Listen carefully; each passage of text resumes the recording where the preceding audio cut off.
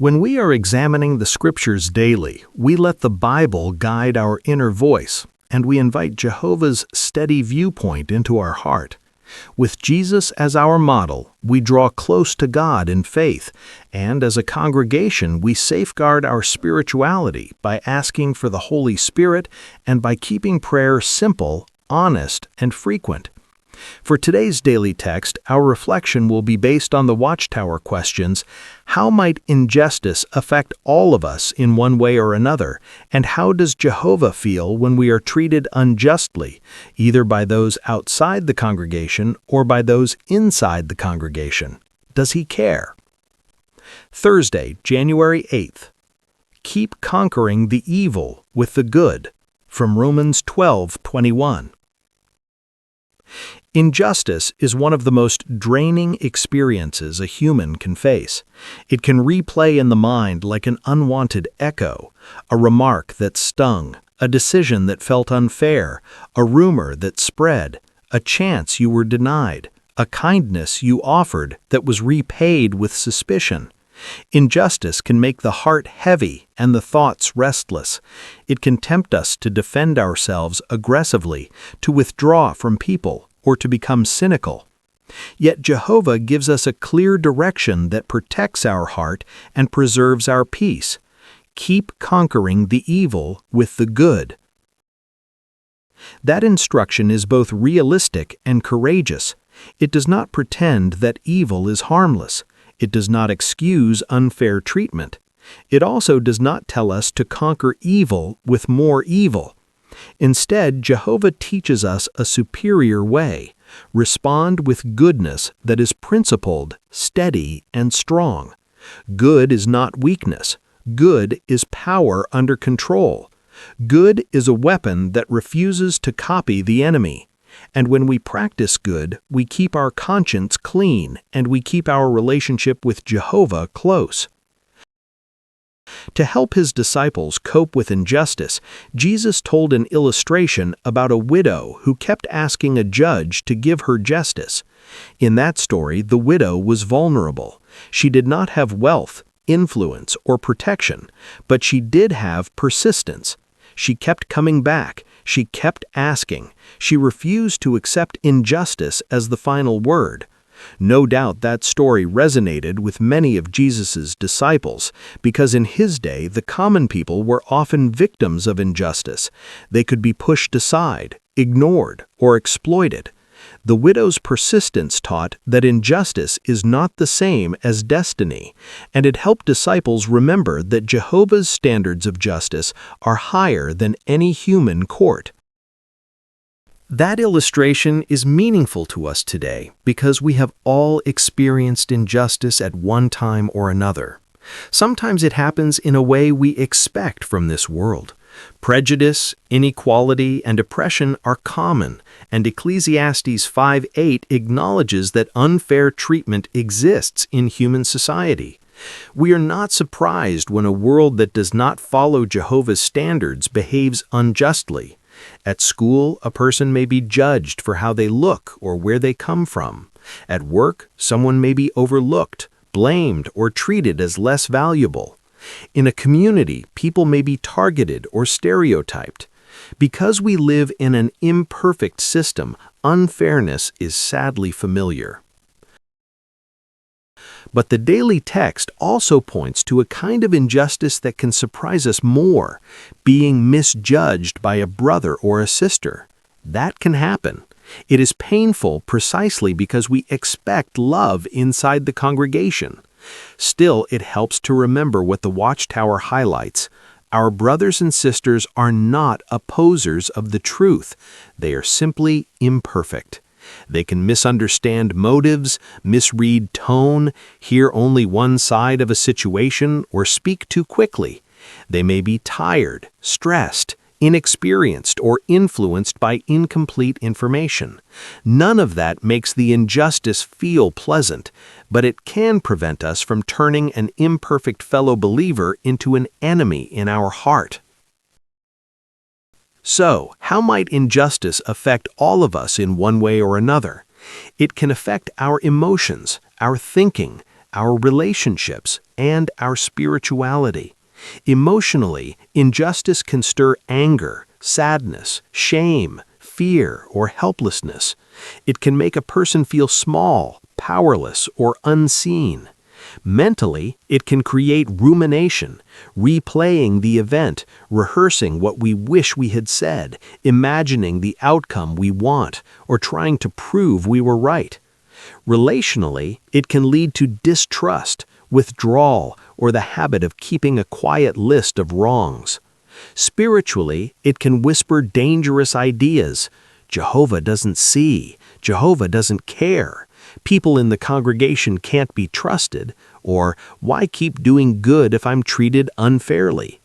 Those whispers are not from Jehovah, and we must not give them a home. That is why Romans 12:21 is such loving guidance. Jehovah is not only giving a command, he is giving protection. Evil wants to spread. If injustice can make us bitter, it has multiplied. If it can make us cruel, it has recruited us.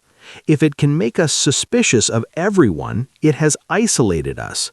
If it can make us stop praying, stop meeting with the congregation, or stop trusting Jehovah, it has achieved far more than one unfair moment. But if we keep conquering evil with good, we stop the spread. We refuse to let an injustice rewrite our personality. How did Jesus react to injustices from wicked opposers? He faced lies, mocking, bias, and cruel treatment. He was misrepresented, falsely accused, and judged unfairly. Yet he did not become like his opposers. He remained truthful without being harsh. He remained calm without becoming passive. He spoke up when it would help, stayed silent when silence was wise, and entrusted the outcome to Jehovah, the perfect judge. Jesus showed that patience is not weakness. Patience is strength directed by love. And because Jesus endured injustice without copying it, he left us a powerful pattern. You can be wronged without becoming wrong. Now, think about the Watchtower's point. If we can be patient with opposers who treat us unjustly, how much more should we be patient with our fellow believers? That idea is powerful because it resets our expectations. A worldly opposer may act from hatred, prejudice, or deliberate malice. But a brother or sister may act from human imperfection. They might be mistaken rather than malicious. They might be clumsy rather than cruel. When we remember that, it becomes easier to respond in a way that protects unity and honors Jehovah. Still, the daily text does not mean we ignore injustice inside the congregation. Doing good is not the same as pretending nothing happened. Doing good means acting in a way that is clean, balanced, and guided by Jehovah. Sometimes doing good means having a calm conversation to clear up a misunderstanding. Sometimes it means seeking help through the arrangements Jehovah has provided when a matter is serious. Sometimes it means setting reasonable boundaries, especially if a pattern of unfairness repeats. But whatever steps we try to take them without bitterness, without exaggeration, and without tearing down our brothers and sisters. This leads us to the Watchtower's added questions. How does Jehovah feel when we are treated unjustly, either by those outside the congregation or by those inside the congregation? Does he care? The Bible's answer is reassuring. Jehovah cares deeply. Jehovah is not indifferent to unfairness. He loves righteousness. He hates oppression, and he notices when someone is wronged. He sees what others missed. He knows the truth behind the story, and he understands the emotional impact. When a servant of Jehovah is treated unfairly, Jehovah does not shrug. He feels, he notices, he remembers.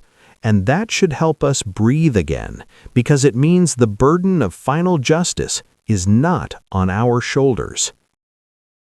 But Jehovah's care is not always shown by instant results. We may wish Jehovah would immediately correct the misunderstanding, expose the lie, or reverse the unfair decision.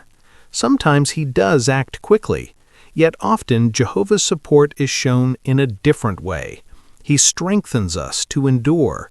He comforts us through His Word. He guides us toward peace, and He helps us keep a good conscience. Jehovah also comforts us with hope. In a world where injustice is common, Jehovah's kingdom is the sure answer. Under that kingdom, prejudice, inequality, and oppression will be removed, and righteousness will be the normal way of life. So how do we apply Romans 12:21 in a practical way? Start with prayer. Before we respond outwardly, bring the situation to Jehovah. Speak plainly. Jehovah, I was treated unfairly. I'm hurt. I'm angry. I'm confused. Please help me respond in a way that honors you. Prayer is not a shortcut around justice, but it is a shield for the heart. It prevents emotions from taking the steering wheel. It invites the Holy Spirit to produce self-control, peace, and wisdom. Next, separate the person from the problem. The problem is injustice. The goal is to overcome it with good.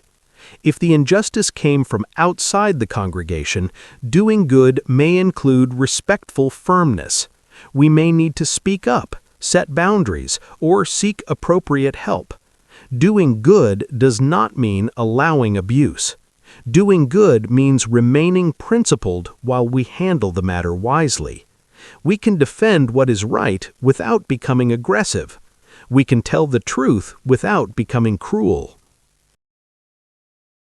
If the injustice came from inside the congregation, doing good often includes humility and love. Ask questions that slow down anger and increase clarity.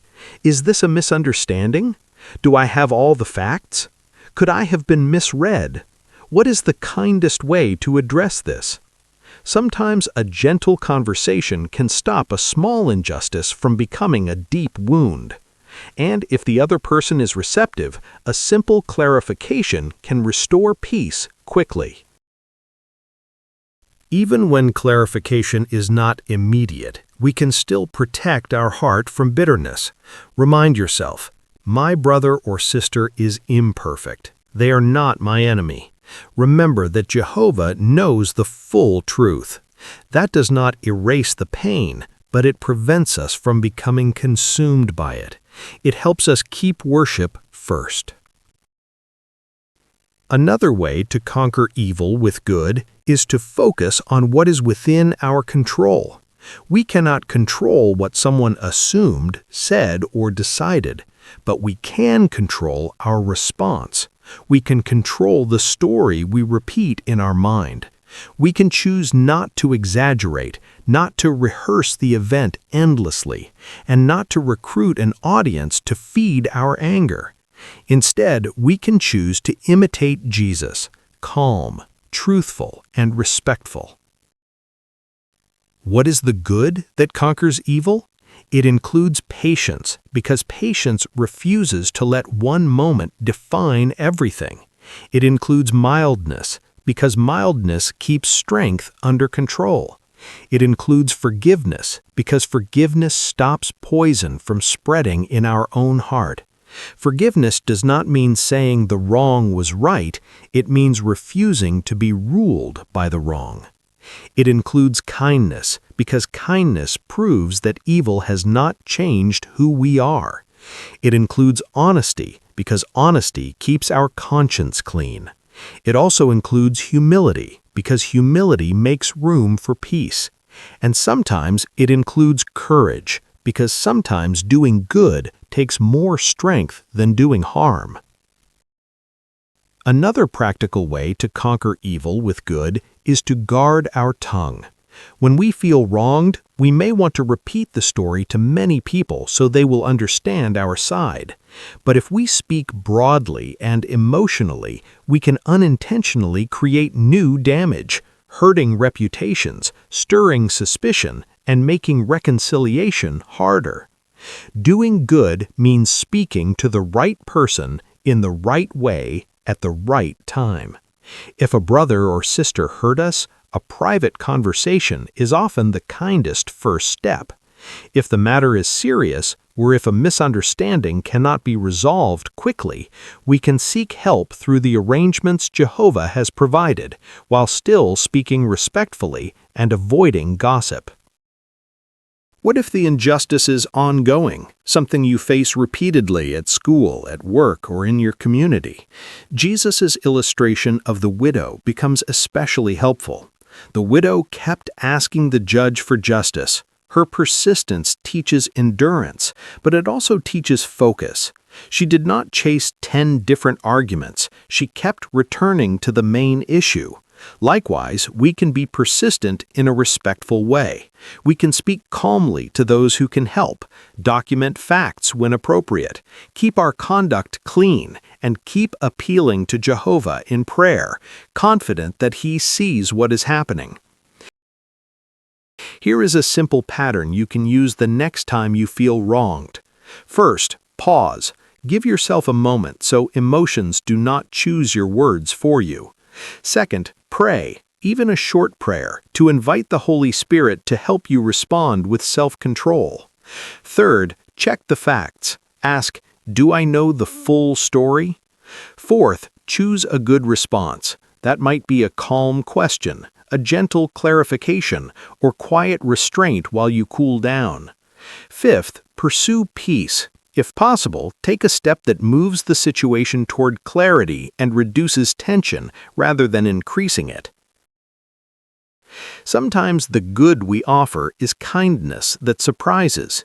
If someone outside the congregation treats us unfairly, we can answer with respectful speech and steady conduct, showing that Jehovah's servants are not easily provoked. If someone inside the congregation misjudges us, we can respond with patience and a willingness to explain, showing that unity matters more than pride. In both cases, good does not mean we have no feelings. It means our feelings do not rule our actions. Finally, remember that Jehovah often comforts us through the empathy of others. If you are struggling with a sense of injustice, consider asking a trusted friend to pray with you. Hearing someone mention your situation in prayer can remind you that Jehovah has not forgotten you. And if you notice someone else being treated unfairly, you can do good by listening, encouraging, and helping them feel seen. In a world full of unfairness, even a small act of fairness can be healing. At times, doing good also means seeking peace. Romans 12 encourages us to be peaceable as far as it depends on us.